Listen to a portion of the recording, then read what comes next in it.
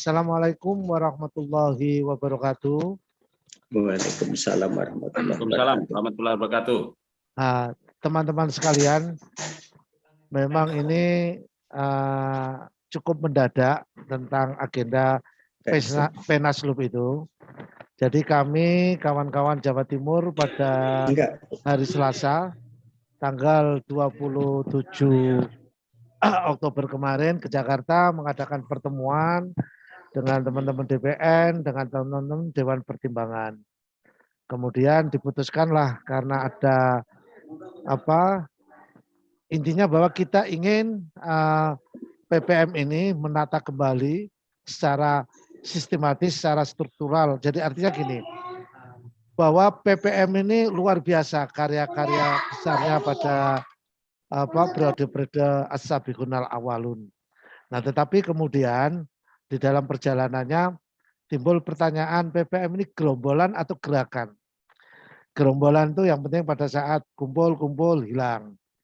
Nah, kita ingin pemikiran-pemikiran teman-teman masa lalu atau mungkin yang akan datang ini bukan saja menjadi pemikiran yang bergerombol, datang, hilang. Tapi kita harapkan menjadi sebuah gerakan. Nah, karena itulah maka untuk itu maka perlu ada Penas. Nah, karena sudah sekian lama tidak melakukan Penas, maka jadilah disepakati adalah Penaslub. Nah, Penaslub itu adalah November, tetapi karena suatu hal kita percepat menjadi tanggal 14 November. Nah, kita lihat di dalam grup itu luar biasa diskusi-diskusi tentang berbagai pemikiran. Nah, karena agar pemikiran-pemikiran ini tidak berserakan, pemikiran-pemikiran ini bisa kita satukan dalam sebuah persepsi melalui diskusi-diskusi. Nah, karena itulah maka mulai hari ini tanggal 1 November sampai tanggal 10 November setiap hari jam 7 malam kita akan melakukan diskusi-diskusi secara sehat untuk tukar sharing, tukar pendapat, apapun lah tentang gagasan-gagasan besar kita. Nah, nanti teman-teman boleh siapapun japri ke saya untuk ingin menjadi narasumber. Silakan ambil tema apapun bebas. Hari ini sebagai narasumber dan hari kedua yaitu Mas Nur Sutrisno. Nah, sebagaimana yang kita sampaikan di dalam grup. Kemudian mungkin hari ketiga Mas Habib Girzin, nanti hari keempat mungkin Mas Khair yang dulu PPM sekarang jadi rektor sekolah Universitas Gajah Mada Klan, lupa saya ya, yang ada di Jakarta. Nah, nanti ada Mas Lalu Farma, beliau bersedia untuk menjadi narasumber pada hari ke-9. Nah, itulah sekedar pengantar kami. Untuk selanjutnya saya serahkan kepada Mas Nur. Mungkin awal-awal ini pesertanya belum banyak ya. Jadi pesertanya berapa tadi? Kurang lebih berapa ini? 9, besar banyak tuh 9. Oh, sudah banyak. Oke. Banyak kalau direncanakan baru 9 jam kok. Betul. Ya, insya Allah nanti di hari-hari selanjutnya kita ini di grup ini ada 130-an. Nah, jadi nanti berapapun yang hadir, paling tidak akan terus-menerus tersambung pemikiran-pemikiran ini. Untuk itu saya serahkan kepada Mas Nur untuk menyampaikan waktu kurang lebih 45 menit, Mas Nur. Halo? Halo? Halo, Mas Nur? Ini mana? Mas Nur Sutrisno. Halo? Unmute ya. Ini Pak Nur ini lagi video sama mic-nya lagi dimatikan, Pak. Tapi sudah gitu. Saya bikin co-host. Videonya gitu. Sudah saya buat. Ya. Oke. Ya. Tapi halo Pak Nur. Tapi nggak dengar ini Pak Nur ini. Ya, sebentar. Oh, siap. Oke Ya, ya. silakan dengar. Oke ya. Jadi untuk waktu, jadi gini, halo Pak Nur. Ya, halo. Jadi waktu kita uji coba pertama 1,5 jam. Ya. 45 menit, Mas Nur ngasih beberapa pokok-pokok pikirannya. Kemudian nanti 45 menit kita serahkan kepada peserta untuk menanggapi, merespon atau bertanya. Itu ya. Oke. Halo. Ya, halo. Oke, Mas Nur langsung aja. Waktu kita berikan kepada Mas Nur ini.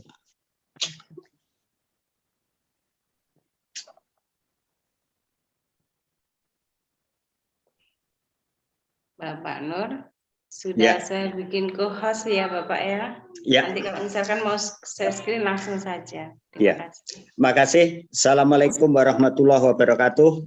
Waalaikumsalam warahmatullahi wabarakatuh. Saya mohon maaf ini punya problem communication karena baru pindah dari nomor email ke satu ke yang lainnya, jadi di videonya masih ada trouble. Pak Farid dan teman-teman semua, Pak Parma dan para senior, teman-teman Bu Lulu sebagai host. Terima kasih. Alhamdulillah segala puji bagi Allah yang telah memudahkan pertemuan kita pada malam hari ini. Dan sebagaimana disampaikan Pak Farid, pertemuan awal ini sifatnya hanya mengawali sebagai uji coba. Makanya kami diberi waktu 2 kali untuk sebetulnya yang pokok untuk PPM itu baru besok. Nah, pada malam hari ini mungkin saya hanya akan ingin menyampaikan mengenai beberapa hal yang berkaitan dengan bagaimana kita merespon keadaan sekarang ini, dan saya ingin membagi beberapa temuan saya untuk bisa kita jadikan pegangan untuk ke depan. Salah satunya adalah dengan melihat bagaimana kita melihat perubahan ini dengan cara yang lain. Dan kemudian kita lihat bagaimana Indonesia ini dalam lintasan perubahan ini. Nah, saya jujur aja saya ingin menyampaikan begini. Saya mendapati perubahan ini dengan melihat model periodisasi. Jadi dan cara-cara ini sebetulnya sudah dimulai oleh ketika tahun 80-an kita juga mendapati ada pemikiran-pemikiran oleh Profesor Mubiarto yang membagi pembangunan dalam periode-periode 7 tahunan dan juga sebelumnya Pak Emil Salim. Nah, tetapi ketika itu belum terlihat pondasinya secara baik, dan sekarang saya mencoba menelusuri bagaimana ini bisa kita ketemukan. Sebetulnya saya memulai dengan melihat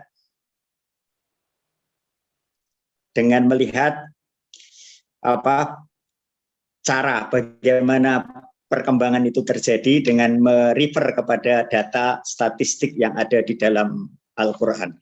Ternyata ada hal yang istimewa dengan melihat itu, bahwa ada clue 2 diagonal kehidupan, 1 diagonal yang berhubungan dengan masa, ada 3 surat yang nomor dan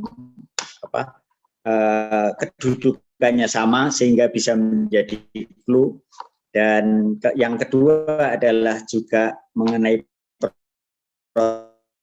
protokol bagaimana surat itu diturunkan. Nah, dari situ kemudian kami ketemu pondasi, ternyata ada peradaban milenium 1000 tahunan, peradaban 300 tahunan, dan 1 abad, dan bagaimana siklus itu terjadi dalam waktu yang lebih pendek lagi. Saya kira itu awalnya saya memulai. Maaf, ini kok nampaknya videonya belum bisa di-share juga. Pak Ketua. Ya. Sudah bisa kelihatan? Iya, coba yang nanti di lainnya atas bisa jam Sudah. 9 saya telepon ya. Oke, di atas jam 9. Iya. Pak Nur, ini mungkin videonya dimatikan. Pak Nur bisa dibuka? Iya. Iya, karena saya buka. Apanya? Videonya? Iya. Ini kok enggak bisa dibuka? Iya. Ya, oke. Kalau begitu saya nanti aja saya kirim. Jadi kira-kira intinya begini. Jadi saya ringkas saja. Intinya begini, dengan metode yang saya gunakan ini, saya menggunakan pembagian gelombang peradaban itu ke dalam model 300 tahunan. Nah, 300 tahunan inilah kemudian yang menemukan perubahan-perubahan panjangnya, dan ujungnya kalau kita mulai dari tahun 570 sebagai awal pembagian, maka sebetulnya ada critical point setiap 300 tahun. Saya memilih 300 tahun yang terakhir karena itu menjadi puncak dari milenium ini gitu. Jadi sebetulnya di sini 1870, kalau ditarik ke belakang lagi 1570. Nah, itu kemudian dari sana sebetulnya ada tiga hal yang bisa kita lihat, bahwa gelombang pemikiran itu terjadi juga setiap 300 tahun, dan ini sudah kami gunakan untuk bisa melihat peradaban bagaimana pola makanan pokok gandum dan beras itu bisa terjadi juga dari kurun awal. Kemudian saya menggunakan untuk meneliti siklus dan pembaharuan yang terjadi di Indonesia. Saya kira intinya sebetulnya begitu. Karena bahannya tidak bisa dibagi, mungkin jadi kalau melihat teori pondasi daripada perubahan milenium ini, sebetulnya Al-Quran sudah menyebutkan bahwa Nabi Nuh itu hidup bersama kaumnya 1000 tahun. Jadi ada masa memang 1000 tahun itu sebagai satu peradaban panjang. Dan kemudian yang berikutnya kalau kita gunakan surat Al-Kahfi, di ayat 30 ada waktu 300 tahun dan 309 tahun apabila diukur dengan bulan. Dan dari situ sebetulnya referensi yang sebelumnya juga menyebut mengenai mata uang, berarti ada peradaban tentang kebudayaan, tentang kekuasaan, dan juga mengenai kehidupan yang berubah. Dan berikutnya juga diketemukan yang 100 tahunan yang berhubungan dengan itu. Dan dari sana sebetulnya lalu kemudian kami bisa menelusuri apa yang dikatakan Profesor Mugiarto, bahwa ekonomi di Indonesia itu periodenya berubah setiap 7 tahun. Tetapi kemudian saya menjadi teringat kepada yang dikembangkan oleh Sultan Agung yang menggunakan kalender Jawa Hijriah dengan membagi windu atau 7 tahun lebih. Dan nampaknya setelah kita uji, itu sesuai dengan perubahan yang terjadi di Indonesia. Nah, kalau itu kita gunakan, maka sebetulnya kalau kita lihat pada saat Sultan Agung melakukan dekret untuk pemberlakuan kalender Hijriah itu adalah milenium kedua Hijriah, artinya mulai dari tahun 1000 sebetulnya. Dan kemudian dari sana baru dilihat ke depan. Nah, kemudian apabila kita lihat awal abad 20 itu sebetulnya adalah abad pembaharuan. Makanya pergerakan nasional kita juga bisa kelihatan. Dan kemudian nanti dari sana saya akan melihat bagaimana ini menjadi titik perubahan di Indonesia dan apa saja yang bisa kita lihat dari perubahan itu. Kemudian kalau kita lanjutkan putaran 4 kali 8 tahun Hijriah ini ala Sultan Agung ini, maka ketemunya proklamasi itu jatuhnya pada pembaharuan juga. Dan kemudian kalau diputar 32 tahun sekali adalah kemudian terjadi pembaharuan pada masa trilogi pembangunan, dan pembaharuan yang berikutnya adalah ketika kita memilih demokratisasi dengan pemilihan presiden langsung dan sebagainya. Jadi kalau kita lihat di situ sebetulnya ini menjadi bukti untuk bisa kita lihat terjadinya perkembangan itu. Nah, kemudian apabila kita gunakan dasar dari perubahan itu, saya menemukan 3 pengalaman Indonesia dalam abad 20 yang mungkin baik untuk kita renungkan bagi perubahan PPM kita ke depan. Nah, ini kebetulan diskusi dengan teman-teman di kalangan dunia usaha, di kalangan gerakan koperasi, dan dengan juga organisasi kemasyarakatan, saya memilih 3 lembaga yang kami bandingkan di dalam kajian itu dengan melihat sifat kepublikannya. Yang pertama yang saya gunakan adalah yang kami ambil adalah BRI, Bank Rakyat Indonesia. Itu kebetulan lahir dari Purwokerto. Awalnya adalah kredit rakyat yang didesain untuk para pegawai, kemudian tumbuh dan diaku menjadi bibitnya BRI. Berarti itu pengalaman 100 tahun kredit 100 tahun kredit rakyat dari BRI. Yang kedua saya ambil koperasi, karena koperasi juga lahir dari kota yang sama, pemikirannya tahun hampir sama, dan meskipun dengan orang yang berbeda tetapi di tempat yang sama. Dan yang ketiga yang kami gunakan adalah bagaimana lembaga keagamaan menjadi organisasi masyarakat sipil yang besar, yaitu Muhammadiyah. Karena Muhammadiyah juga lahir dari kultur di Jawa, di Jogja, yang kemudian apabila kita rangkai akan bisa menjadi hal yang menarik. Nah, dari ketiganya ini apabila kita bandingkan, sebetulnya yang satu adalah pada hari ini menjadi korporasi negara dalam bentuk badan hukum tunggal dimiliki oleh negara, sehingga sistem dan aturannya pun adalah juga merupakan akuasi publik. Nah, kemudian yang koperasi, sebagaimana kita ketahui, karena badan hukum otonom milik rakyat, kecil-kecil banyak tersebar, tetapi pada hari ini juga nyatanya terlahir, hidup, tumbuh, dan jika diambil posisi maka disuruh besar juga tidak mudah, tetapi dilarang hidup tidak bisa karena kenyataannya tumbuh. Jadi itu saya kira yang kedua.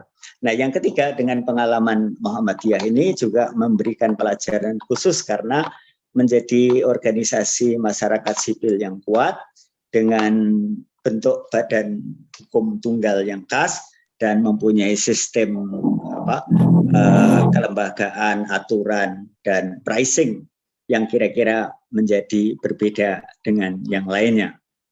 Doktrin ad cost di dalam pelayanan, di dalam mencapai tujuan itu juga nampak di sana. Kalau kita lihat membandingkan dari kacamata pengorganisasian ekonominya, di samping tentu adalah peran utama dalam perubahan yaitu dakwah, pendidikan, dan kesejahteraan sosial, atau kalau dulu namanya penolong kesengsaraan umat. Dari ketiga dimensi ini saya menemukan bahwa sebetulnya kalau kita lihat gelombang perubahan ini, itu mirip sebetulnya di dalam teori perubahan, di teori siklus itu ada yang dinamakan inventory yang biasanya berubah antara 3 sampai 5 tahun, dan itu kejadiannya kebanyakan di Amerika.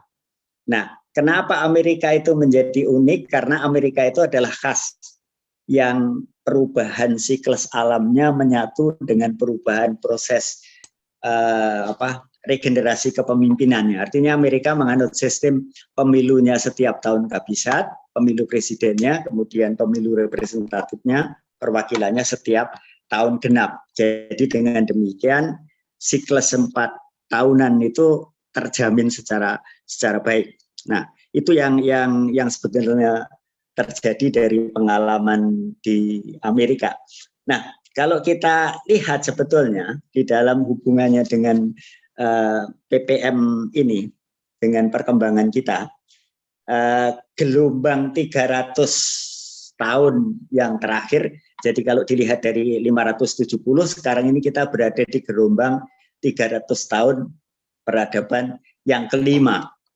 Nah, kalau kita lihat itu bisa kita potret dari 1770 sampai dengan sekarang dan akan berakhir pada 2070. Nah, di dunia kalau kita lihat itu terjadi dua hal penting yang merubah mulai dari 1770 itu, yaitu lahirnya Declaration of Independence USA sebagai negara demokrasi di Amerika, ada revolusi Prancis, dan berikutnya lahirlah PBB, IMF, WTO dan sebagainya yang mengatur dunia. Nah, kemudian kalau kita lihat di dalam ekonomi di dunia juga, pada masa itu Adam Smith hidup antara 1723 sampai 1790, Karl Marx 1818 sampai 1883. Nah, kemudian di saat yang sama Rothschild, prinsipal dari koperasi itu muncul pada tahun 1844. Jadi kira-kira ini kelihatan reaksi dari pemikiran di ekonomi di dunia, sehingga pada awal gelombang 300 tahun yang kelima ini, gelombang perubahan peradaban itu, kita melihat adanya korporasi swasta yang drive dari pemikiran Adam Smith dan kemudian pengikutnya, dan kemudian juga perlawanan yang korporasi negara atau sosialis yang didorong oleh pemikiran Marx dan kemudian berikutnya. Dan jalan ketiganya adalah koperasi yang sekarang kita lihat. Perkembangannya di dunia juga sudah muncul, di kita juga masih merupakan hal yang. Tetapi saya ingin melihat di dunia Islam bagaimana gitu. Nah, dalam gelombang ini kalau kita catat sebetulnya reaksi atau pemikiran Taimiyah sudah mulai muncul, ada Jamaluddin Al-Afghani, ada Abduh dan sebagainya, dan yang itu yang kemudian mempengaruhi pemikiran yang besar. Tetapi saya ingin mencatat di dalam ini di Indonesia sebenarnya ada dua catatan penting selama 300 kalau kita catat dari perubahan gelombang keempat. Tadi saya sebutkan 1625 itu terjadi penggunaan kalender Hijriah di Mataram, dan itu merupakan dekret sehingga terjadi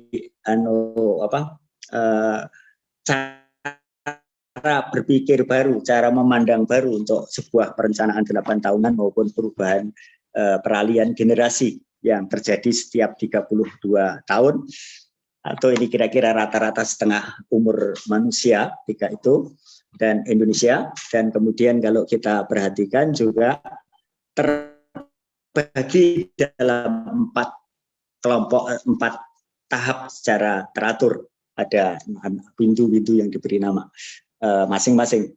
Kemudian dalam masa itu berubah menjadi monarki konstitusional. Sebenarnya sudah tidak absolut lagi karena sudah ada undang-undangnya. Lalu di kita di dunia juga terjadi menjadi model baru ya di luar Turki, dan di Indonesia lahir Muhammadiyah 1912 itu yang menjadi organisasi masyarakat sipil. Saya kira ada nuansa baru sebetulnya yang di Indonesia terjadi, baik di gelombang keempat maupun kelima, yaitu cara pandang terhadap perubahan. Yang kedua adalah juga kemudian lahirnya masyarakat sipil sebagai model yang lain atau model alternatif untuk memajukan kesejahteraan masyarakat, memajukan kecerdasan dan sebagainya. Saya kira ini yang bisa kita lihat ke depan nanti. Nah, kemudian kalau singkat saja supaya nanti diskusinya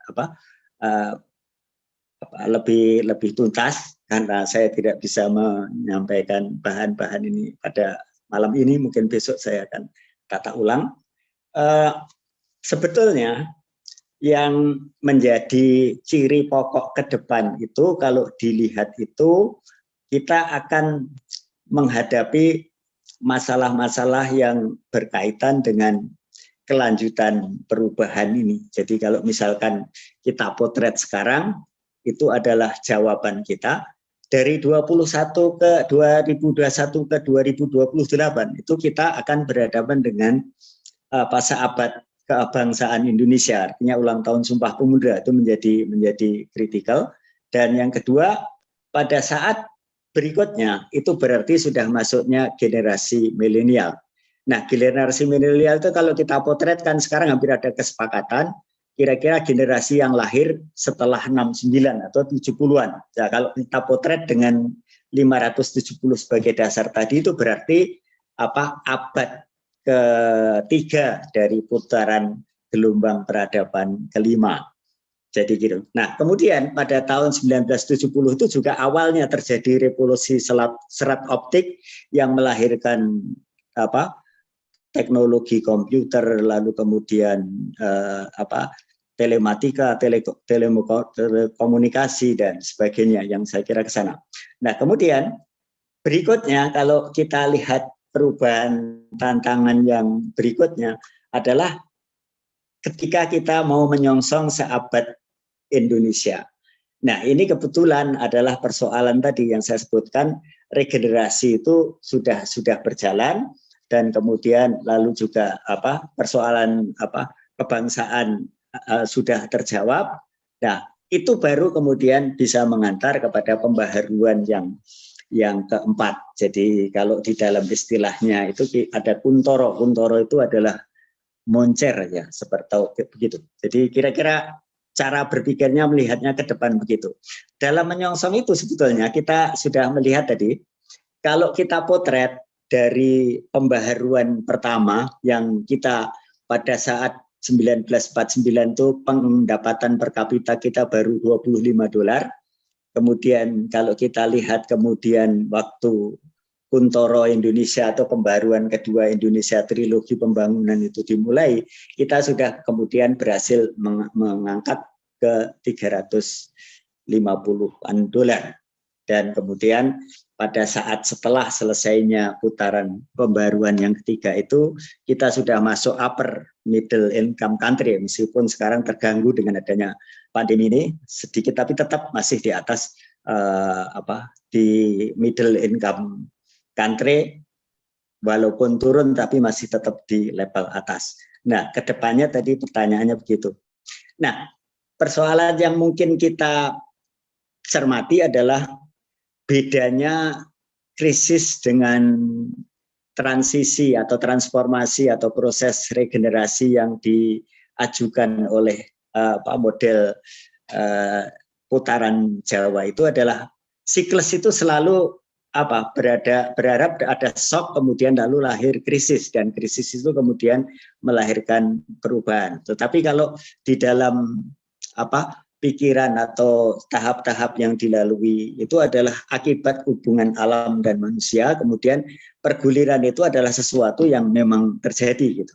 Kalau kita lihat peristiwa 65 sebetulnya adalah peralihan dari generasi kelahiran pemimpin-pemimpin kelahiran 1900-an ke pemimpin-pemimpin pasca 1920. Demikian juga di 98 adalah peralihan dari generasi di 20-30 menjadi generasi 40-an ke belakang. Begitulah di dalam cara membacanya kalau kita lihat, kita gunakan itu.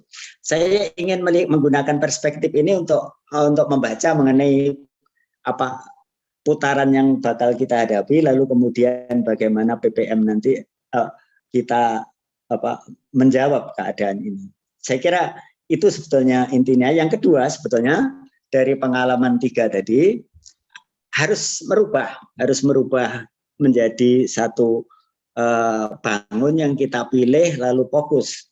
Dari pengalaman itu adalah bahwa sekarang ini di Indonesia faktanya adalah bahwa kita mempunyai 4 bentuk selain negara. Negara sendiri mempunyai 2 model perusahaan korporasi negara, dan kemudian model pengelolaan barang milik negara untuk kesejahteraan, badan layanan umum dan sebagainya. Kemudian korporasi swasta sudah tumbuh menjadi sangat bebas, terbuka, dan akan tetap besar, baik nasional maupun campuran asing. Dan yang ketiga, koperasi kita tahu juga sudah ada, meskipun juga belum memenuhi harapan kita, tetapi sudah jauh lebih baik daripada keadaan sebelumnya. Dan kemudian yang keempat, kita beruntung kita mempunyai pengalaman baru, yaitu model masyarakat sipil.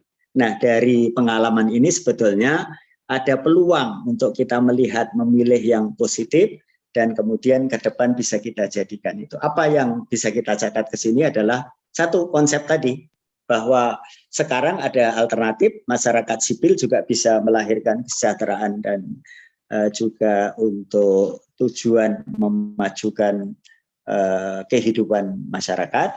Yang kedua adalah konsep mengenai badan hukum tunggal yang saya kira ini menjadi penting dan kita bisa melihat ke sana. Dan yang terakhir saya kira kalau kita lihat dengan itu, yang terpenting adalah bagaimana kita menyiapkan untuk membangun daftar keinginan kita yang ke depan. Nah, mungkin besok saya akan masuk kepada isu yang sebetulnya menjadi model atau menjadi ciri pokok daripada masa milenium ketiga ini yang sebelumnya kurang, yakni yang berhubungan dengan bagaimana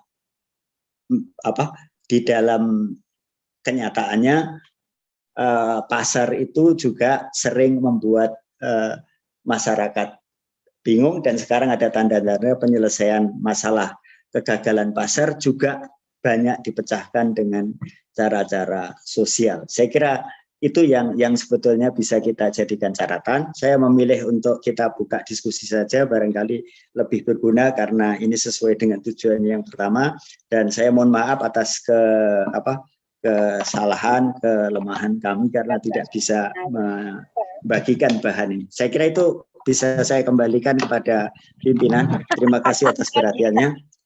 Assalamualaikum warahmatullahi wabarakatuh. Waalaikumsalam warahmatullahi wabarakatuh. Terima kasih Bapak Nur Sutrisno. Iya, saya kembalikan lagi langsung kepada Bapak Farid Fatoni selaku ketua dari PPM ini. Monggo Bapak.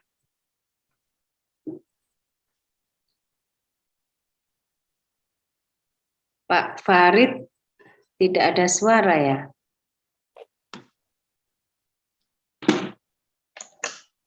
Halo. Ya sudah Bapak, sudah. Ada suaranya? Sudah. Ya. Ya. Terima kasih kepada Mas Nur. Jadi alhamdulillah ini ada tambahan lagi menjadi 16 peserta, ada lagi. Ini nambah-nambah terus ini pesertanya. Ya karena kita masih awal, insya Allah mungkin pada hari-hari selanjutnya. Tapi ini luar biasa ini. Ada dari Lampung, Mas Umah, ada Mas Agus Sarjana ini lalu ini ya. Lalunya ada 2 ini. Ada lalu Parma Gajah Anom, ada lalu Agus Sarjana. Ada 2 lalu ini, luar biasa kita. Ya, ini ada lagi pemikir, ini ada Mas Tamaka, alhamdulillah. Ada Mas Mokhlas Effendi, ada siapa ini pengusaha. Wah ini Mbak Meni ini masuk. Wah ini aktivis perempuan. Wah ini luar biasa ini, pelan-pelan tambah semua ini. Ada Mas Tony Isbandi, ada Mas Hasan ini sudah jelas ini. Ada Mas Adi Putra ini. Hampir ini mewakili beberapa daerah ini ya. Wah ini ada Mas Usup. Mas Usup ini pengusaha seafood ini ya, pengusaha. Katanya juga ini pengusaha properti juga. Ada Abu Nana, Mas Abu Nana. Selamat datang Mbak Meni yang baru masuk. Jadi alhamdulillah kita baru pada hari pertama ini sudah luar biasa. Ada dari Lampung, dari Lombok, dari Bali, dari mana lagi ini, Bekasi, Bogor, Kerawang, Jakarta, Jombang pasti, ini Bintaro, luar biasa ini Mas Agung, baru masuk ini, Mas Agung Suhendra. Nah teman-teman sekalian, kami mohon nanti pada hari-hari selanjutnya yang sudah siap untuk menjadi narasumber pada hari ke-5 atau ke-9 adalah Mas Lalu Parma Gajah Anom. Wah ini ya, dia ini ketua Asosiasi Sultan Nusantara, luar biasa ini. Jadi kalau nggak ada ketua para sultan nggak ada Nusantara. Nah Kemudian ada Mas Zaini nanti mohon juga berkenan untuk menjadi narasumber. Ada PPM yang juga rektor ya. Jadi Rektor Institut Teknologi dan Bisnis Muhammadiyah Jakarta. Mas siapa ini? Saya lupa panggilannya. Jadi Mas ini barusan tadi, Mas Mukhair Pakana. Dulu aktivis PPM juga, Mas Mukhair Pakana. Sekarang beliau jadi rektor di ITB, Universitas ITB Muhammadiyah Jakarta. Nah teman-teman silakan mungkin siapa yang memulai. Oh silakan Mas Parma. Monggo Mas Parma. Ya, Assalamualaikum warahmatullahi wabarakatuh. Waalaikumsalam. Ini apa? Selamat malam untuk kawan-kawan. Senang sekali bisa berjumpa pada Zoom malam ini. Luar biasa, baru hari pertama sudah 19 orang. Wah, ini luar biasa. Kira 9 orang karena 9 digagas 9 jam yang lalu ya, tapi ternyata bertambah dan saya kira akan mencapai satu kebersamaan yang luar biasa. Luar biasa, terima kasih juga kepada Mas Nur Sutrisno terhadap kajian beliau yang buat saya juga baru sama sekali. Kita memang selalu ada kesulitan sebenarnya atau ada tantangan untuk menciptakan periodisasi dalam sejarah atau interpretasi terhadap sejarah. Lalu kalau kita lihat dari bagaimana orang menginterpretasi, paling tidak kita lihat lima mazhab dalam interpretasi. Misalnya ya kalau kita lihat review bagaimana periodisasi itu dibuat misalnya. Pertama saya lihat ada beberapa periodisasi dibuat berdasarkan alam pikiran. Artinya berdasarkan gagasan-gagasan yang tercipta pada suatu masa tertentu. Misalnya kalau di dalam kajian filsafat kalau orang bilang era klasik, abad pertengahan, modern, kontemporer, atau kemudian milenial sekarang, atau post-sekular yang akan sedang direncanakan. Artinya melihat suatu perubahan-perubahan itu dari sisi alam pikiran yang sedang terjadi pada suatu masa tertentu. Di sisi lain kita juga bisa melihat misalnya priorisasi dari kekuasaan, masa Orde Baru, Orde Lama, gitu kan. Kemudian sekarang reformasi dan seterusnya. Kemudian yang ketiga, saya lihat juga ada masa priorisasi dari misalnya dari daya budi atau disiplin tubuh. Nah, ini yang tadi yang disebut oleh Mas Nur Sutrisno, saya lihat sendiri misalnya di dalam bagaimana orang Jawa dan juga masyarakat dari Jambu Dwipa itu melihat priorisasi itu dari hubungan antara alam dengan disiplin tubuhnya. Jadi masa-masa Kali Yuga, masa-masa dan seterusnya itu dilihat dari bagaimana hubungan alam dengan tubuh. Nah, yang keempat saya juga lihat ada beberapa kajian yang melihat misalnya priorisasi itu dari estetik, dari seni, sejarah seni, aliran seni, kepujanggaan dan seterusnya. Dan yang terakhir ini saya kira menarik kajiannya apabila misalnya melihat priorisasi dari teologi atau dari hubungan antara teks suci dengan tubuh manusia atau hubungan antara realitas dengan teks suci. Nah, hubungan antara manusia dengan teks dan teks dengan realitas, saya kira ini menarik menjadi kajian yang diperdalam kalau kita bisa melihat dari bagaimana kemudian diproyeksikan ke dalam rekomendasi terhadap tubuh PPM sebagai sebuah tubuh. Nah, bagaimana tubuh ini bisa bekerja? Bagaimana tubuh ini lalu dipersepsikan? Nah, sayangnya saya kira seperti yang saya juga sampaikan kepada Ki Bujar bahwa kita belum menetapkan bersama-sama suku bangsa dari PPM ini. Suku artinya artinya kaki-kaki ya, kan? Kalau kita lihat suku bangsa di dalam kenusantaraan kita, kalau suku bangsa secara etnografi kita tahu Jawa, Bali dan sebagainya, Jawa, Bali, Bugis dan seterusnya, atau Batak dan seterusnya. tetapi kita bisa melihat misalnya peta baru terhadap suku bangsa pergerakan. Seberapa besar sebenarnya pergerakan-pergerakan ini bergerak sebagai suku-suku, misalnya antara apa yang dibanggakan oleh Jamiatul Khair misalnya. Seberapa besar misalnya Khair dengan gerakan-gerakan SI. Sebesar misalnya perubahan-perubahan yang diciptakan dari SI ke berikutnya misalnya ke Muhammadiyah atau bersamaan dengan Muhammadiyah ya, kan? Atau dalam satu masa bersamaan gitu. Nah, bagaimana suku-suku pergerakan ini atau suku-suku bangsa pergerakan itu, dalam tanda kutip, nah itu dilihat dalam pergumulannya. Nah, kalau ini bisa terpetakan dengan jelas atau dibuat taksonominya gitu, kan? Maka sebenarnya simpul-simpul antar suku bangsa ini bisa kita petakan secara jelas, termasuk melihat kemungkinan masuknya suku-suku bangsa lain. Kembali lagi suku bangsa ini maksudnya lebih pada pergerakan ya, bukan pada etno. Nah, ini di posisinya.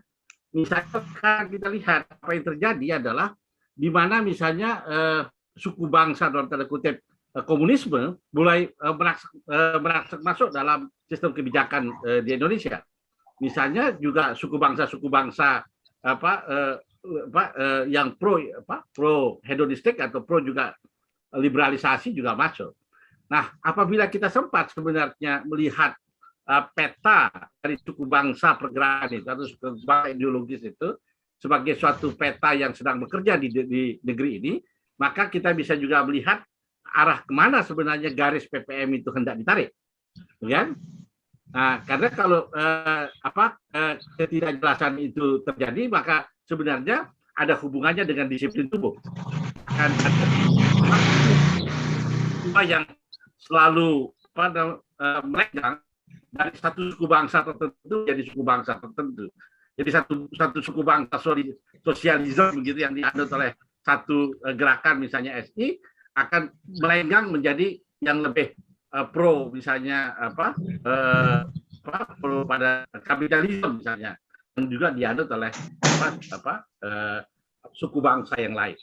Nah, saya kira memetakan Indonesia atau pergerakan Indonesia dari sisi ideologisasi dan sistem periodisasi itu merupakan satu tawaran yang menarik apabila kita kemudian bisa merumuskannya. Satu, kedua, apabila kita bisa melihat di mana garis PPM itu berada dan kemudian menarik garis intrapolasi dan ekstrapolasinya, sehingga kita bisa menatap masa depan seperti gagasannya Lalu Agus Sarjana. Ini sama-sama lalu, sama-sama dari Lombok, tapi beliau di Malang, saya di Bekasi.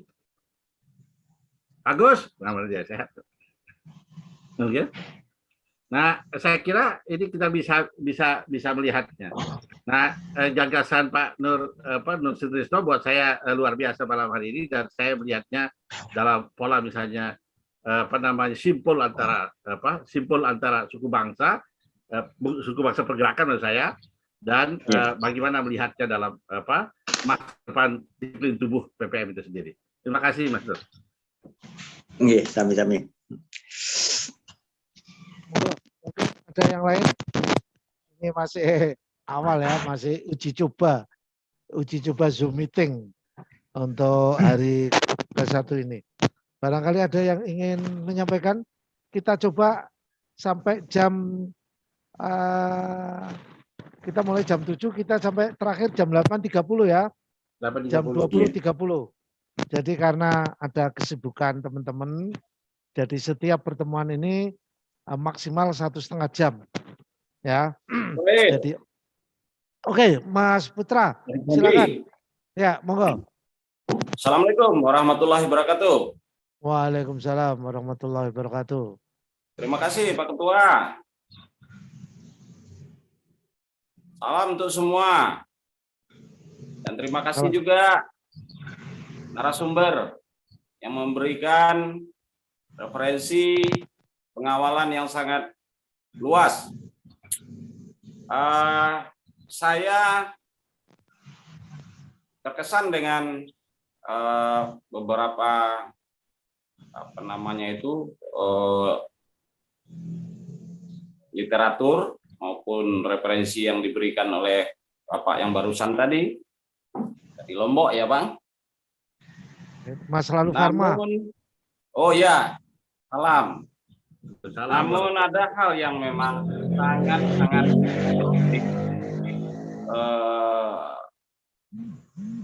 dilaksanakan untuk PPM ke depan ini memang menjadi suatu harapan bagi para anggota dan masyarakat. Nah, kita selaku pelaku usaha mikro atau petani itu membutuhkan sambungan dari apa namanya itu dekade-dekade yang ada itu, atau dari tahapan-tahapan perkembangan peradaban ini.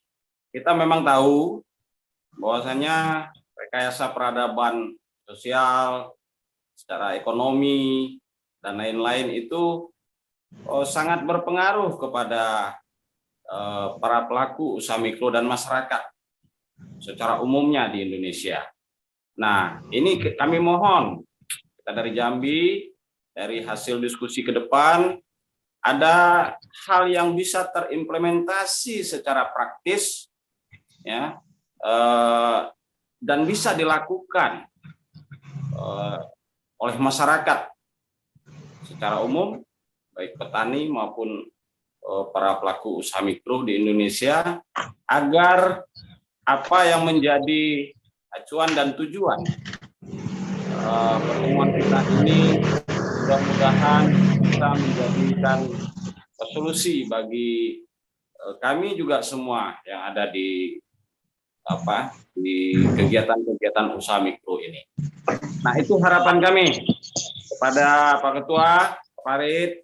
Siap. Semoga akan ada tersambung dari konsep yang bagus ini dari narasumber. Ya, semoga nanti ada kesimpulannya yang bisa diimplementasikan langsung, dilakukan langsung untuk kekuatan ekonomi kerakyatan. Terima kasih. Amin, amin. Terima kasih kembali. Mungkin Amin. yang lain, jadi gini, 10 hari Sarasehan ini memang kita persiapkan ide-ide yang berserakan ini untuk kemudian nanti dirumuskan oleh steering committee yang akan kita bawa dalam Penaslup pada tanggal 14 November ke depan. Nah, kita tunggu yang lain. Mungkin Mas Zaini Tamaka, ada Mas Nur Hasan, ada Mas Isbandi, atau yang lain. Mas Usup, ini Mas Devri ini. Halo Mas Devri. Halo. Halo Mas Farid, nah, siap. Silakan. Dengar dulu aja. Oke, ya wes. Oke, ini kita masih ini ya, masih tahapan awal-awal. Oke, Mas Tamaka, ada sesuatu yang mau disampaikan? Halo, Mas Tamaka. Halo. Halo Mas Farid. Siap, alhamdulillah. Sudah lama nggak dengar suaranya ini. Sehat Mas Tamaka? Sehat? Ini yang jadi masalah. Saya baru kena musibah, jadi baru pemulihan nih Mas. Saya mudah-mudahan sudah pulih. Mungkin nanti saya juga belum bisa gabung di Jombang ini karena belum boleh diberikan jauh oleh dokter. Oh, sakit apa Mas Tamaka? Itu. Sakit apa? Cepat sembuh. Ya amin, amin. Assalamualaikum warahmatullahi wabarakatuh. Waalaikumsalam warahmatullahi wabarakatuh. Nah, Mas Nur Strisno udah lama nih tidak jumpa ini. Jadi mungkin kita ini kan menghadapi masa transisi dari revolusi industri 4.0, 4.0, kemudian menuju masa 5.0, yang sering dilanjutkan oleh kita semua gitu. Sebenarnya kan beda antara revolusi industri 4.0 dengan masyarakat 5.0 itu lebih pada tafsiran saja sebenarnya. Karena itu kalau kita baca referensi filsafat, ajaran kita masih revolusi 4.0. Mengapa? Karena kan basic revolusinya itu masih sama, yaitu digitalisasi dan otomatisasi dari teknologi informasi ini gitu. Tapi menurut saya memang ini punya pengaruh besar. Kalau kita hidup di tahun 90-an dulu, kita masih bicara tentang postmodernisme misalnya seperti itu, kita mungkin masih melihat bahwa yang terjadi pada masa itu yang disebut dengan Baudrillard katakan sebagai reality atau realitas semu gitu, realitas semu. Tapi sekarang udah maju lagi gitu, bukan lagi semu, tapi udah campur baur antara yang realitas dan bukan realitas gitu. Jadi kita harus pandai-pandai betul memilahnya. Bahkan sudah ada statement matinya kepakaran gitu, artinya pikiran yang cerdas dan pikiran yang sebenarnya sampah itu sekarang itu sudah jadi satu gitu. Orang nggak bisa lagi membedakan dengan tapi yang paling penting lagi adalah disrupsi, yaitu hilangnya berbagai kegiatan kemanusiaan manusia akibat dari revolusi teknologi, terutama yang terkait dengan kecerdasan buatan sehingga semua sekarang bisa diganti oleh mesin dan lebih akurat dibanding manusia. Jadi kalau kita tidak segera mengubah diri, kita akan terkubur karena semua sudah bisa diganti mesin. Kalau dulu tol dijaga manusia, sekarang sudah ada e-tol, tol nggak perlu penjaga lagi. Bahkan nanti bukan nggak perlu penjaga, di mobil itu tahun depan itu sudah mobil tinggal lalu gitu aja, karena di mobil itu nanti sudah langsung dia akan mendebet money kita yang ada tersimpan di chipnya mobil, sehingga tidak perlu lagi istilahnya komunikasi ataupun penggesekan terhadap hal yang bersifat fisik seperti itu. Jadi begitu masifnya penemuan akan menggerus kita. Jadi kalau PPM kita masih berpikir seperti zaman tahun 80-an, apalagi 90-an, itu bahkan dengan itu kalau berpikir di bawah 2010 kita sudah ketinggalan zaman, sudah akan tergerus oleh zaman itu. Nah, ini persoalannya apa? Lantas kita di mana gitu? Kita punya sekian mungkin usaha kecil, punya sekian anggota kita yang masih berkutat di kaki lima dan sebagainya. Bagaimana menghadapi situasi semacam ini gitu loh. Nah, ini kan sebenarnya mungkin nanti kita harus menajamkan itu. Jadi menajamkan ini kan tantangan sekaligus peluang. Sekaligus peluang, karena kan kalau kita tidak berubah kita akan digerus oleh zaman. Orang sudah nggak lagi berpikir ini benar nggak benar, orang sudah lagi berpikir ini mendalam tidak mendalam. Tetapi PPM menurut saya tetap harus menjadi suluh di masyarakat. Artinya suluh di masyarakat itu bagaimanapun akhirnya masyarakat harus tercerahkan, bisa mengikuti gelombang zaman, tetapi tidak tercerabut akar nilainya. Nah, ini menurut saya PR besar kita gitu. Bagaimana kita mengikuti itu? Gitu. Sekarang ini istilahnya mungkin sektor real yang terutama di sektor kaki lima dan sebagainya sekarang sudah mulai masuk ke penjualan yang sifatnya daring, online. Mungkin menumpang di Shopee. Mungkin sing tunggale yatiman, dure yatiman sing wedok, sing ngono iki. Oh, anu sing wedok bojone yatiman. Sekali bojone yatiman. Ora tunggal yatiman wong sing nang kono ki kakang-kakang yatiman. Halo. Ini ada background masuk siapa ini? Halo. Ya. Supri. Supriyanto. Ini ada background masuk dari mana nih? Halo. Bu Lulu, Mbak Lulu.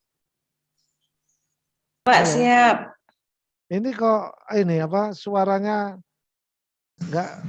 nggak masuk nih suaranya Mas Tamaka ini. Mas Tamaka, iya. Mungkin ke mute. Mati lagi tadi udah keluar dari sini. Iya, kayaknya keluar ya. Oh, ini Udah masuk ya? Ya, keluar. Tadi saya tahu kok nggak main mati sendiri. Nah, jadi menurut saya menghadapi revolusi 4.0 ini, kalau Jepang mengatakan society 5.0 atau masyarakat 5.0 itu kan mengatakan kalau seakan-akan kalau di 4.0 itu manusia menjadi objek dari mesin-mesin itu. Tapi Jepang istilahnya membarukan sikap seperti apa kalau kita ada katakanlah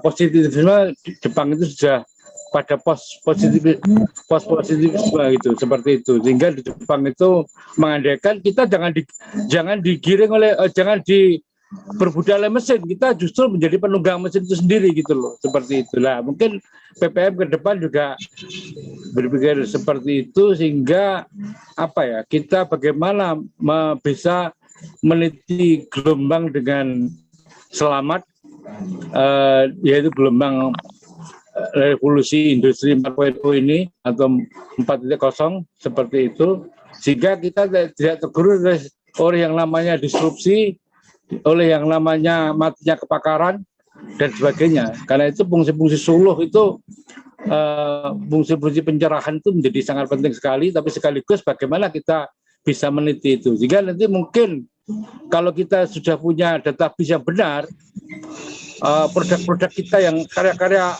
kita ini bisa aja kita fasilitasi dengan memanfaatkan, misalnya kita buka jaringan misalnya Telegram, jangan WhatsApp. WhatsApp itu sangat terbatas. WhatsApp itu hanya mampu menampung maksimal grup WA itu 250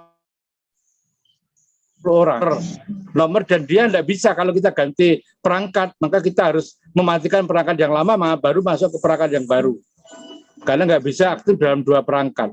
Tetapi kalau kita misalkan memakai Telegram gitu, Telegram itu bisa memuat sampai 250.000 anggota.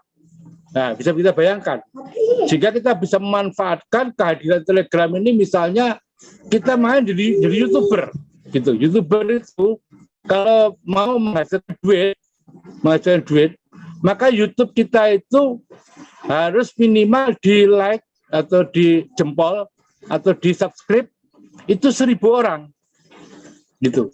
Jadi kalau Telegram kita misalnya punya anggota itu kan jatahnya 250.000 orang, kita punya 2.000 orang gitu aja, kita sudah bisa sebenarnya memanfaatkan YouTube untuk bisa hidup, sehingga proyek-proyek kita itu, karya-karya kita itu kita upload di YouTube, kita buka akun di YouTube, dan kita perintahkan dari 2.000 orang yang tergabung di Telegram kita itu untuk like, itu menghasilkan uang. Dan di Jakarta sudah banyak orang yang hidup di YouTube ini, bahkan profesor pun sekarang sudah hidup di YouTube sebagian gitu, sudah beralih ke sana. Karena itu bisa uang yang tidak kecil tapi besar.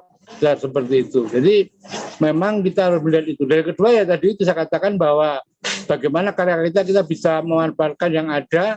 Kalau kita bikin sendiri biayanya sangat besar. Kalau kita bisa numpang ke Lazada, menumpang ke Shopee dan sebagainya. Karena ternyata Kompas atau Gramedia yang sebesar itu, aplikasinya Kompas sudah laku. Dia terpaksa jualan di Shopee juga gitu. Untuk apa, tokonya, untuk hotelnya, untuk apa, buku-bukunya dan sebagainya. Gramedia Kompas itu sekarang sudah jualan di Shopee, bukan lagi mengandalkan aplikasinya sendiri. Mengapa? Ya tadi itu, efisiensi dan kemudahan itu menjadi hal yang penting. Gitu. Jadi kalau kita misalnya memaksakan diri, wadah kita bikin aplikasi sendiri, itu lama. Ya udah, sebelum kita punya, manfaatkan sudah ada. Manfaatkan YouTube jadi YouTuber. Manfaatkan Telegram yang bisa memuat 250.000 anggota. Sehingga kalau kita misalnya punya satu karya kreatif di YouTube, itu karya PPM, gitu, seperti itu. Nanti kita buat aplikasi. Udah, kalau 2.000 yang bergabung, 2.000 orang suruh subscribe. Suruh 2.000 orang itu datang duit itu sebenarnya gampang sekali kalau kita bisa mengumpulkan massa sebesar itu. Tapi kalau pakai WA nggak memenuhi syarat, ya WA itu hanya 250 orang sudah tertutup, kita harus buka baru. Tapi kalau Telegram bisa sampai 250.000 orang seperti itu. Sehingga kalau kita bisa mengumpulkan seperti itu sudah, sehingga nanti proyek-proyeknya seperti miliknya katakanlah teman-teman yang punya produk kerajinan kita tampilkan di situ, punya karya tari, punya karya seni tampilkan di situ. Kemudian kita perintahkan semua anggotanya like di YouTube itu. Nah, udah itu sudah menjadi tambang uang sebenarnya di era kini. Jadi era kini itu apa ya? Tantangan sekaligus peluang gitu loh. Dua-duanya sama gitu. Kita mau pilihannya itu hanya mau mati atau mau berubah gitu. Kalau kita berkutat dengan gaya kita yang lama, tidak mau menyesuaikan dengan revolusi 4.0, ya kita akan tergilas. Tapi kalau kita mau istilahnya berselancar di situ, itu adalah tambang emas yang tidak ada hentinya, seperti itu. Jadi mungkin ini yang perlu kita wadahi, sehingga kaki lima kita itu kita beri wadah, nanti kita buat katalog karya, produk barang-barang dia, kita jualkan di YouTube, kita jualkan dia di Shopee, kita jualkan di Lazada dan sebagainya. Itu sudah menjadi lompatan, sehingga sekarang kan toko itu udah nggak relevan lagi, karena toko yang ada sekarang itu gerainya online gitu, sehingga lebih murah. Karena apa? Kalau toko kita butuhkan tenaga yang mungkin pramuniaga 5 orang, ya kalau kita buka di online mungkin 1 orang mengemas, mengirim, nah udah cukup. Nah, kita sudah efisien sekali sebenarnya. Nah, ini menurut saya perlu ditangkap oleh kita bersama. Nah, nanti kita akan berdayakan itu, sehingga mungkin juga kita bisa buat berdayakan peran serta. Kita buat media online gitu. Kalau media kita banyak yang like, dari berita-berita news kita di like, itu bisa kita jual, bisa kita jual ke misalnya ke Google dan sebagainya itu. Jangan kira loh ya, kayak Tempo itu penghasilannya dari pembaca loh sekarang. Jangan kira penghasilan dari tiras, tapi sebagian besar dari artikel Tempo itu dibayar oleh Google. Mengapa? Karena Google tidak mau bikin kantor berita sendiri, kemahalan gitu. Tapi dia cukup menghimpun seluruh media seluruh dunia. Nah, kemudian oleh dia tawarkan iklannya, itu kalau nggak salah paruhnya itu 60% untuk penyedia konten atau pembuat karya, kemudian yang 40% masuk ke YouTube, seperti itu. Kita kalau masyarakat sendiri akan lama. Jadi peluang juga kalau kita misalkan bikin berita online di saat ini gitu. Saya kira itu. Mungkin itu Mas Farid. Jadi mohon maaf saya masih kurang sehat juga, mungkin kata-kata saya juga kecepatan mungkin gitu, karena bibir ini kaku masih kaku untuk ngomong gitu. Tapi mudah-mudahan bisa ditangkap gagasan saya. Terima kasih Mas Farid dan teman-teman lainnya. Saya kira itu. Wassalamualaikum warahmatullahi wabarakatuh. Waalaikumsalam. Terima kasih Mas Tamaka. Barakallah. Mudah-mudahan segera dalam limpahan kesehatan dan kesembuhan, dan kita bisa bersua bersama-sama. Ini selamat datang ini Gus Rizal Riau. Terus ini ada yang terakhir terbaru saya lupa tadi, Mas Mokhlas Banyuwangi ya. Selamat datang ini Mas Gus Rizal, Mas Rizal Riau. Ini terakhir ini ada Mas Salim. Ini kalau nggak salah Mas Salim ini ya. yang baru saja masuk. Nah, ini kita masih ada waktu 5 menit sebelum nanti ditutup oleh Mas Nur sebagai narasumber dan nanti terakhir ditutup sama Bu Lulu, Mbak Lulu. Jadi Bu Lulu ini, operator ini adalah dari Kepala Sekolah TK Alif. Nah, beliau ini memang IT-nya dari PAUD Alif Terpadu yang ada di Jombang. Nah, kita pinjam untuk nangani acara-acara Zoom meeting ini. Nah, ada waktu 5 menit, 5-10 menit. 5 menit silakan siapa yang mau ini. Satu saja ya, setelah itu kita kembalikan kepada Mas Nur. Mas Rizal. Halo Mas Rizal. Halo, Assalamualaikum semuanya buat teman-teman seperjuangan. Udah lama nggak ini nih. Yeah. Banyaknya lupa nih, Mas Farid. Siap. Nah, ada banyak lupa nih karena komunikasi kita udah terputus lama ini. Betul ya. Iya, karena baru masuk nyimak dulu lah. Siap. Yang lain, ini terakhir ini ada Mas Salim yang baru masuk atau Mas Mukhlas dari Banyuwangi. Tadi Mas Devri sudah saya bilang cukup mendengarkan. Atau Mas Lalu ini, Mas Usop itu mana? Ini Pak, ini Mas Usop, ini Bapak Farid. Oh silakan. Dari tadi, iya. Mas Usop, okay. Mas Usop. Ya.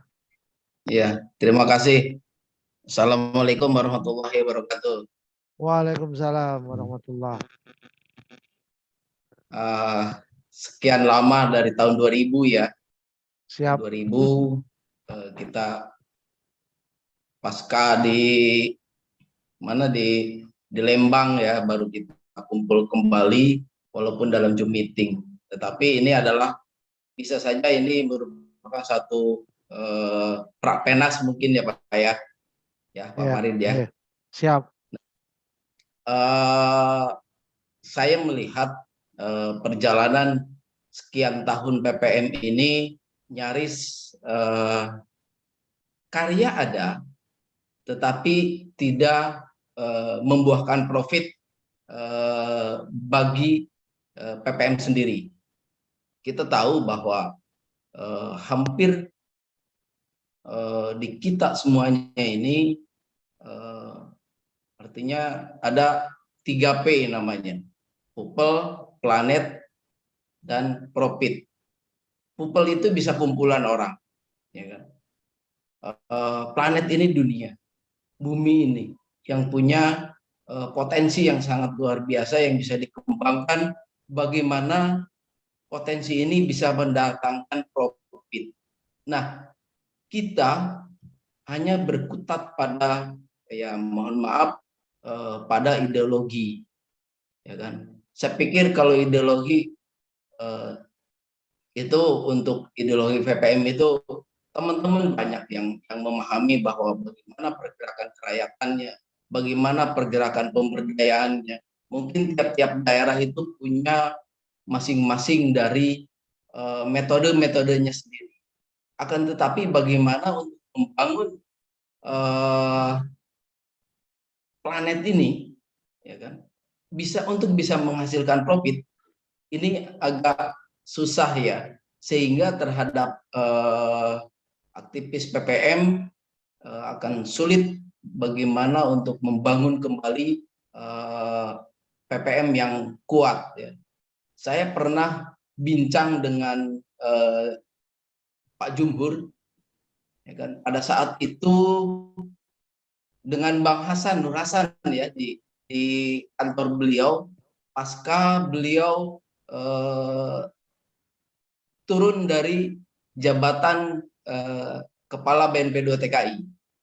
Nah, mereka Pak Jumhur bilang, saya sudah mengalokasikan kantor dengan biaya, kemudian penas, ayo lakukan itu, optimalkan itu supaya ada bisa membiayai, minimal bisa membiayai organisasi.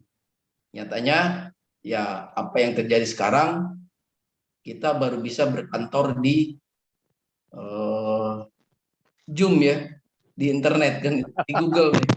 Kan gitu kan. Kantor kita di Google akhirnya kan. Nah, kita tahu mungkin hampir seluruh daerah itu ada yang namanya LSM, Ormas, itu pasti banyak. Termasuk di Karawang juga banyak. Jadi ada banyak teman-teman yang melihat bahwa ya ini mungkin otokritik saja terhadap eksistensi dari PPM. Bagaimana PPM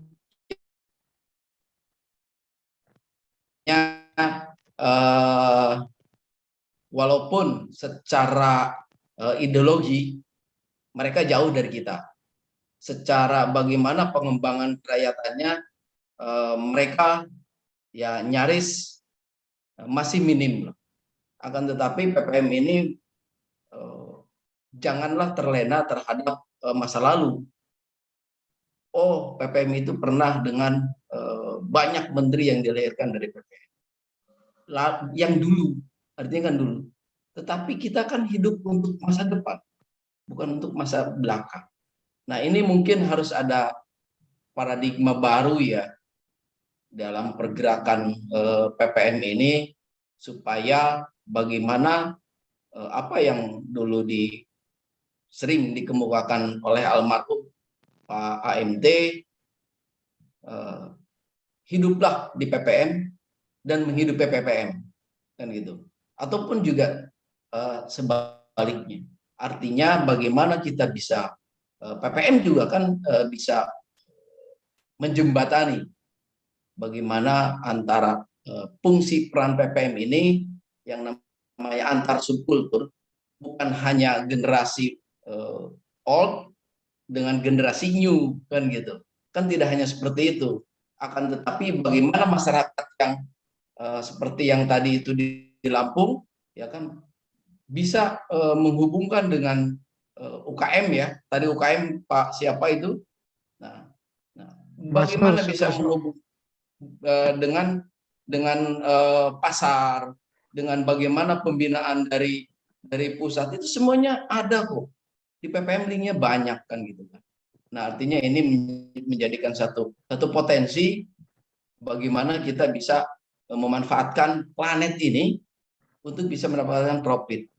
Dan hampir bukan apa ya, dari beberapa potensi ini, people, planet, dan profit itu kalau sudah dikuasai ya kita mau bagaimanapun, insya Allah kita berkantor dimanapun itu akan menjadi eksis kan gitu.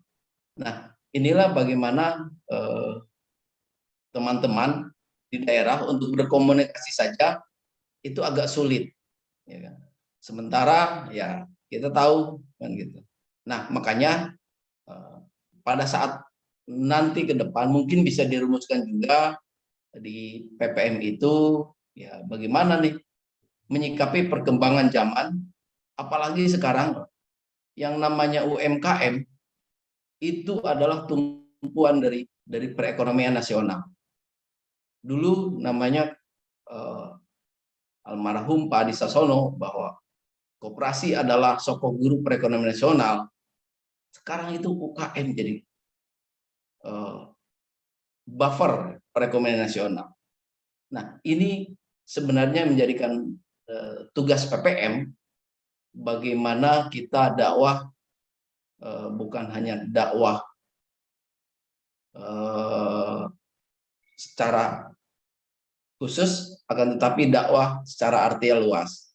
Bagaimana kita bisa membangun satu masyarakat, bisa membangun satu kawasan yang baik, dan bagaimana sekarang ini pemerintah membangun kampung-kampung, padahal dulu itu PPM sudah jalan. Bagaimana namanya pemberdayaan ekonomi masyarakat pesisir yang digagas dulu itu CIDES. ya kan, di Cides, PEM namanya. Kemudian bagaimana jagung, ya kan, itu kan lokalnya, potensi lokal kan itu dimunculkan. Sekarang itu pemerintah membangun yang namanya kampung-kampung.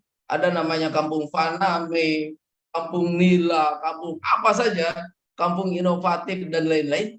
Mereka gembor-gemborkan. Dan itu adalah dulu, ya kan, dulu adalah ide-ide dari PPM yang sering didiskusikan di Empang 3. Gitu. Akan tetapi kita kan hanya diskusi, action kan gitu kan. Nah, makanya pada tahun 2010 kita dengan Nur Hasan Ashari, ya alhamdulillah kan gitu kan, kita berkolaborasi bagaimana potensi pesisir Karawang Bekasi ini bisa dimanfaatkan. Dan alhamdulillah sekarang ini kami khususnya di koperasi kami, kebetulan kami punya koperasi itu hampir 300 orang terlibat bagaimana di pemberdayaan pesisir, bagaimana kita bisa membantu mereka untuk mendapatkan pekerjaan walaupun itu dengan skill yang murah, bukan skill yang unskill lah, siapapun bisa melakukannya.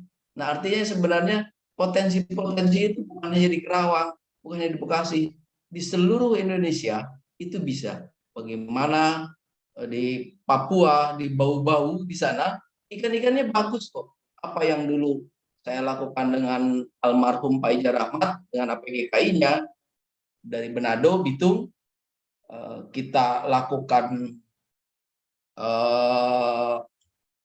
trading langsung terhadap pedagang ikannya. Ini kan potensi. Nah, itulah sehingga bukan hanya terjalin dari silaturahmi, akan tetapi juga terjalin satu hubungan ekonomi yang baik, kan gitu. Nah, dan insya Allah saya yakin PPM New ini ke depan akan menjembatani masyarakat yang berharap akan kemajuan, yang berharap akan kemakmuran, yang tentunya masyarakat yang religi, kan gitu. Mungkin itu Pak Farid. Terima kasih.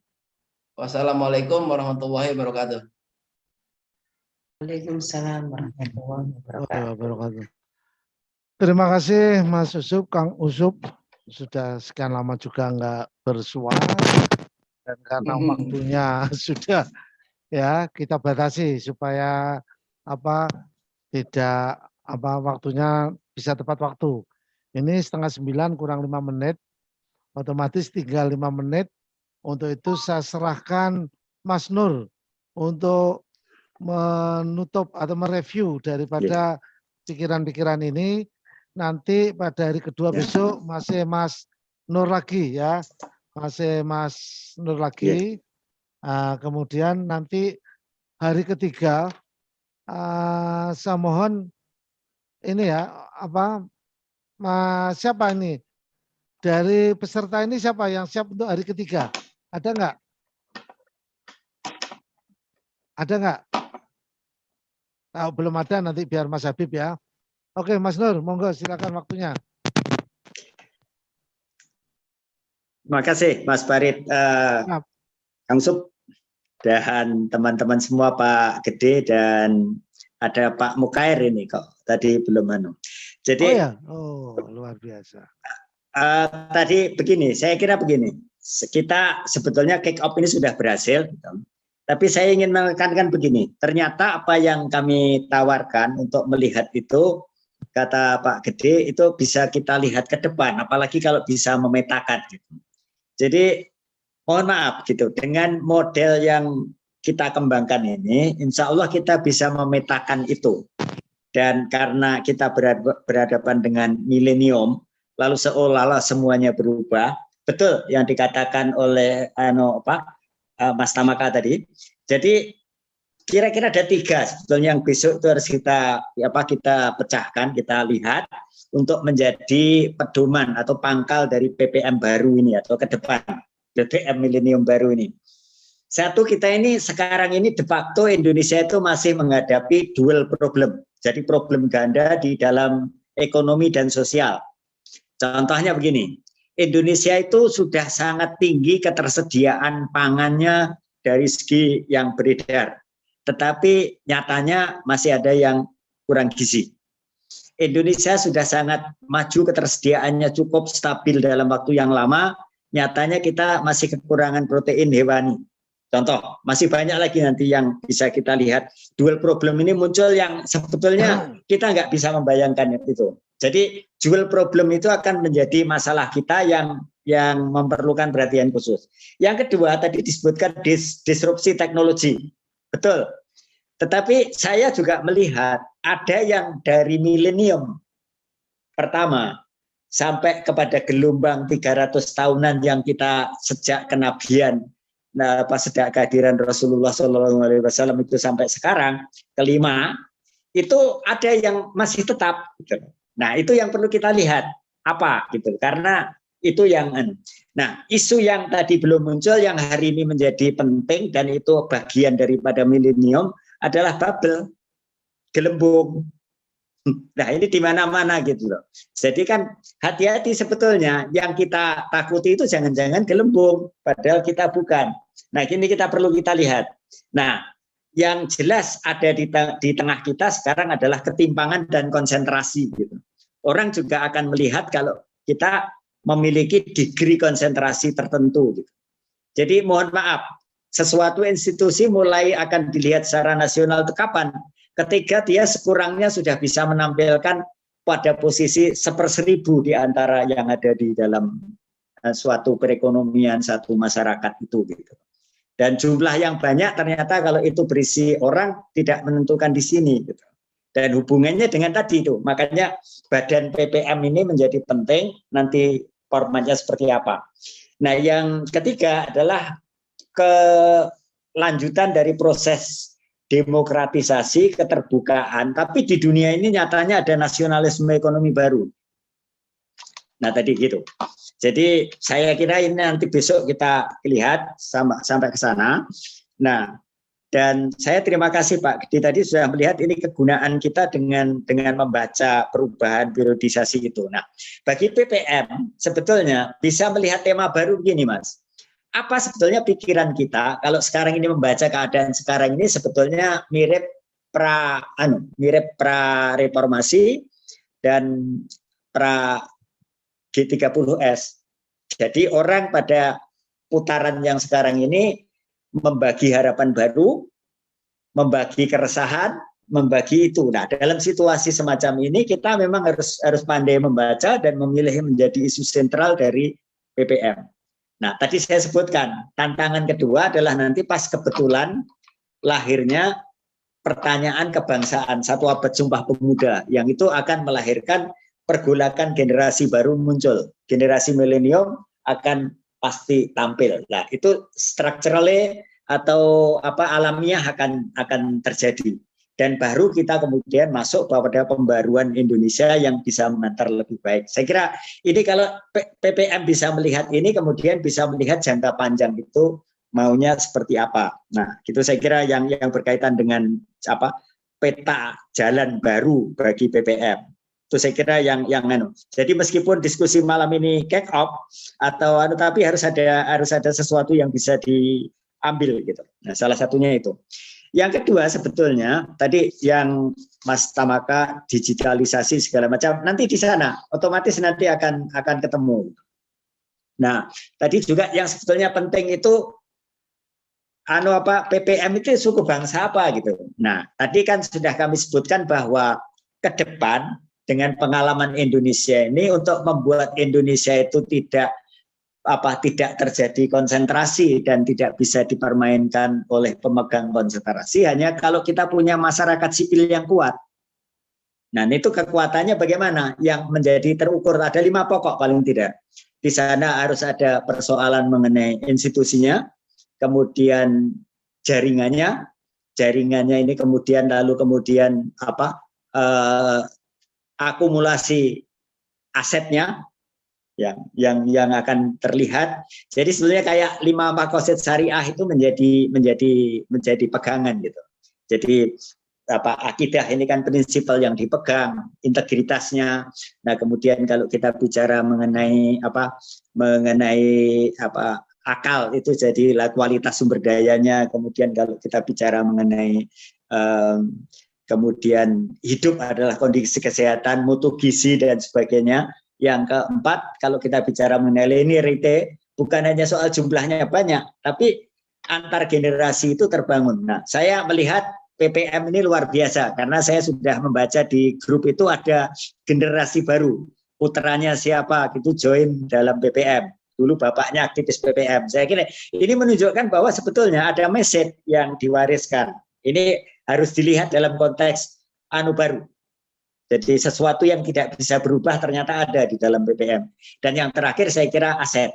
Saya kira itu yang berkaitan dengan catatan-catatan perubahan yang perlu kita catatkan. Nah, saya melihat begini Mas, ke depan itu sebetulnya kalau boleh saya merumuskan, saya beberapa hari yang lalu menyampaikan ke Mas Mahin, mungkin juga ada ke Mas Farid juga kalau tidak salah. Kita itu PPM baru itu butuh nuansa riset organisasi, riset, mindset kembali. Alasannya ya tadi itu, ada milenium baru, ada industri 4.0, ada industri 5.0, butuh mindset baru. Nah, di atas ideologi yang kokoh. Ideologi yang kokoh bagaimana gitu, dengan senantiasa untuk kita kembali kepada kesejatiannya kita memberdayakan masyarakat untuk apa gitu. Nah, saya kira gitu. Nah, kemudian yang mungkin bisa kita bayangkan adalah peran serta masyarakat ini kita dorong, kita kembangkan menuju keridhaan Allah melalui karya cipta dan amal usaha yang terbangun dalam kesatuan dan keterpaduan serta menjaga kelestarian. Saya kira tema-tema tadi yang Kang Usup, yang lain-lain kira kalau kita wadai itu menjadi tema visi-visi baru yang bisa kita bawa. Karena toh akhirnya nanti kita harus merumuskan kembali daftar kemauan kita, daftar keinginan kita di dalam akte baru daripada wajah PPM yang ke depan ini seperti apa. Mas Farid, saya kira dengan cara begitu kita akan menemukan potongan-potongan catatan-catatan yang bisa kita bawa ke dalam PENAS nanti, sehingga selesai PENAS untuk menyelesaikan bagaimana cetak baru atau cetak peta baru daripada peta jalan baru dari PPM ini ke depan sampai 1 abad Indonesia sekurangnya kita sudah mempunyai ke sana gitu. Jangan sampai kurang dari itu, karena tema-tema ini akan menjadi penting dan PPM akan hadir kalau ini kita bisa sudah membaca dari sekarang. Tadi saya sebutkan ada 3 tadi, persoalan keresahan yang sekarang, membagi harapan baru, membagi keresahan karena pandemi, karena nyatanya selama masa periode 8 tahun yang lalu pada windu alam itu terjadi slowdown. Kalau kita lihat pertumbuhan ekonomi kan lebih rendah dari periode sebelumnya.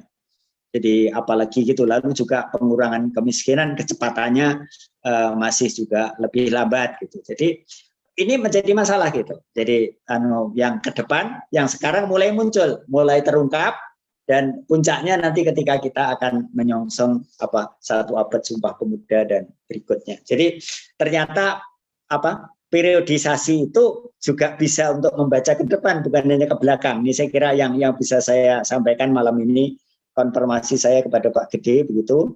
Dan kalau dimintakan petanya, insya Allah itu tadi, termasuk peta-peta yang tidak berubah itu apa. Nah, yang kedua memang betul, jadi pondasi baru yang saya gunakan untuk melihat ini adalah berbasis kepada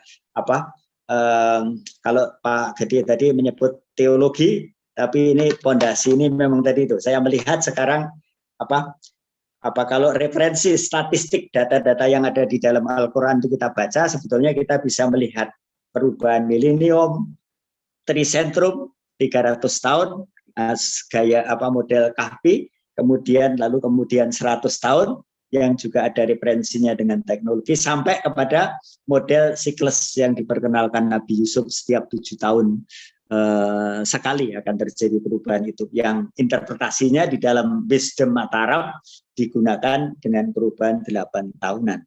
Nah, kalau dilihat bagaimana potret Indonesia, memang ini Mataram mempunyai jalur sendiri yang sampai sekarang bisa dibaca, bagaimana di luar Jawa tumbuh, bagaimana kemudian lahirnya merkantilisme masuk ke Indonesia melahirkan apa, merubah wajah itu, sebagian memang sudah ada. Nah, yang terakhir Mas, mungkin tantangan baru cara pandang ya dari pendekatan saya ini sebetulnya begini, yang ingin saya sampaikan. Bagaimana kalau PPM ini karena aslinya peran serta masyarakat, jalannya adalah pemberdayaan. Saya ingin mengajak bahwa sensus penduduk 2010 itu sudah memberikan petunjuk bahwa Indonesia, terutama Jawa dan beberapa bagian di luar Jawa, itu dalam tahun 2035 ke atas itu sudah menjadi pulau kota.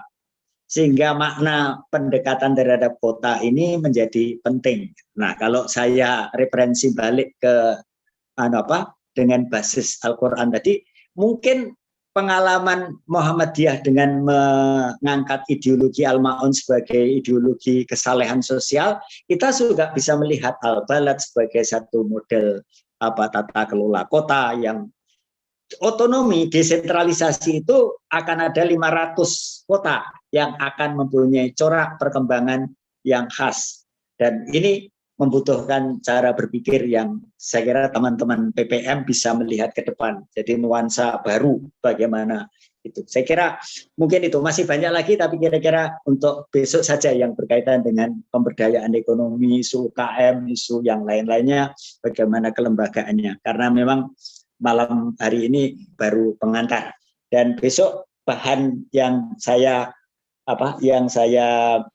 siapkan malam ini saya serahkan kepada Mas Farid sehingga dan Bu Lulu sehingga bisa digunakan untuk kepentingan PPM nanti. Saya kira itu yang bisa saya sampaikan, tapi basic saya adalah saya menggunakan statistika Al-Qur'an sebagai cara untuk memetakan keadaan. Dan dari sana lalu kemudian lahir potret Indonesia, terutama selama 600 tahun terakhir dan lebih khusus lagi yang 200 tahun terakhir perjalanan sampai kepada sekarang ini yang lacaknya bisa ketemu. Saya kira itu Pak Farid, terima kasih teman-teman semua atas perhatiannya. Bu Lulu, mohon maaf atas kekurangannya. Ini karena masih belajar dengan kaset baru jadi masih agak kagok, gaptek. Jadi besok saya belajar kepada cucu saya supaya tidak gaptek. Saya kira mohon maaf atas kekurangannya. Terima kasih. Assalamualaikum warahmatullahi wabarakatuh. Waalaikumsalam warahmatullahi wabarakatuh. Sebelum saya kembalikan ke Bu Lulu, pertama saya menghaturkan terima kasih kepada Mas Nur dan teman-teman semua atas partisipasinya. Bila berkenan mohon bisa mengikuti sampai 10 hari Sarasehan ini. Tidak harus berhadapan dengan laptop, mungkin sambil nyetir mobil, mungkin sambil duduk-duduk ngopi, bisa dengan HP mendengarkan sehingga pada saat dibutuhkan bisa dialog-dialog. Kalau Mas Rahmat Karim ini di dalam rumah, kalau tadi Mas Salim mungkin sambil nyetir mobil, dan yang luar biasa adalah Mas Mukhlas Banyuwangi ini. Beliau ini sedang sakit, ya sehingga dia nggak bisa pegang laptop, tapi saking rindunya kepada teman-teman. Saya lihat tadi di WhatsApp-nya ini, di kontak-kontak di WhatsApp ini barusan saya buka. Ini selamat datang, ini ada. Ini tadi beliau dalam kondisi sakit pakai ini hanya pakai HP, mendengarkan gitu aja. Mendengarkan dialog-dialog ini. Nah, mohon pada hari berikutnya, hari kedua dan seterusnya, kita selalu bisa hadir. Ini ada lagi Mas Husen Mahbub. Ini ada Mas Abdul Bari. Tapi mau kita tutup ini ya.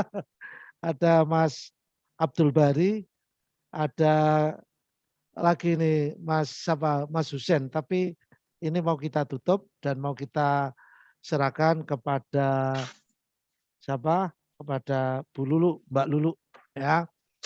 Monggo saya kembalikan ke host ininya. Jadi ada 2 host operator itu Bu Lulu, kemudian host untuk moderator saya. Saya kembalikan kepada Mbak Lulu untuk menutup acara ini. Terima kasih. Terima kasih Bapak Farid. Semuanya sehat, saya juga sehat. Jadi kita tetap bertemu kembali. Yang sakit disembuhkan supaya kita bisa berjumpa biarpun lewat online kegiatan hari ini. Terima kasih Bapak Farid dan Bapak-bapak, Ibu semuanya. Assalamualaikum warahmatullahi wabarakatuh. Waalaikumsalam warahmatullahi wabarakatuh. Yo semua teman-teman, assalamualaikum. Ya, waalaikumsalam. Mudah-mudahan Mas Mukhlas sehat selalu ya, dikasih kesembuhan. Termasuk Mas Tamaka. Oke, tutup Bu Lulu. Luar biasa Mas Farid. Ya, terima kasih. Amin. Amin. Nggak apa-apa Bapak, biar keluar sendiri saja. Oh iya, silakan keluar sendiri-sendiri. Iya, keluar yang sendiri terakhir. aja. Nah, siap. Ya. Halo Mas Abdul, sudah ditutup tuh. Mas, udah mulai tutup. Itu Mas Abdul Bari, halo. Mas Nurul Hasan. Ini Mas Karim ini ya. Monitor terus Mas Karim. Mas Husen ini. Ya ini halo. Aduh Mas Abdul Bari ini. Bagaimana Pak Advokat? Siap, insya Allah bersama dengan teman-teman ini Pak Farid. Siap. Oh gitu, wah luar biasa. Pakai Waalaikumsalam, luar biasa teman-teman. Nonton bareng ya. Nonton bareng ini. Masya Allah. Nonton bareng. Ini kayak apa? Kayak nonton sepak bola aja. Mas Abdul Bari. Assalamualaikum. Mas Bari. Halo. Waalaikumsalam. Waalaikumsalam. Sehat ya? Oh, ya. Baru masuk saya. Waduh. Ini sudah mulai ini ya. Teman-teman yang lain. Siap. Kita ketemu. Siap. Nanti kita ketemu di hari kedua. Di hari kedua. Oke. Siap. Iya. Oke. Mantap. Kru Advokat Karim, mantap. Semangat. Ini kabarnya. Api. Alhamdulillah pada sehat. Alhamdulillah pangestune. Siap. Matinya kayak bisa. Kapan ketemu? Pengen kangen aku. Siap, sewaktu-waktu. Kita ketemu di pentas ya. Gimana cara keluarnya? Iya, ketemu. Siap, Iya, oke. Ya, matur nuwun semuanya. Ayo, do nutup masing-masing ya. Kita tutup masing-masing. Masih banyak yang belum nutup ini. Oke.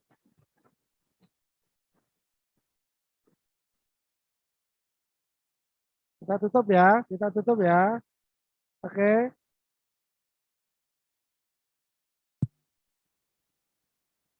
Oke, tutup. Siap. Oke, siap.